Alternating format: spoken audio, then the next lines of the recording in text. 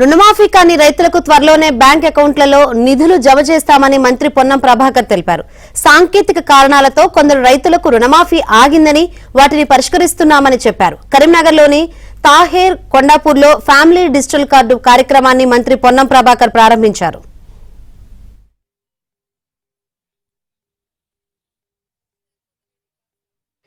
రాష్ట్రం మొత్తం మీద ప్రతి గ్రామంలో ప్రతి కుటుంబానికి ఒక డిజిటల్ ఐడి కార్డు గుర్తింపు ఆ కుటుంబ మహిళ పెద్ద మీద ఇవ్వాలనేటువంటి గౌరవ ముఖ్యమంత్రి రేవంత్ రెడ్డి గారి ఆలోచన ప్రకారంగా తీసుకుంటున్నటువంటి ఈ అంశాలన్నీ కూడా, ఎందుకంటే మనం ఇప్పుడు చూస్తున్నాం, మొన్న మేము రుణమాఫీ చేసినాం, రేషన్ కార్డు ఉన్నోళ్ళకి అన్నాం, లేదా కుటుంబంగా ఒక గుర్తింపు కావాలన్నాం.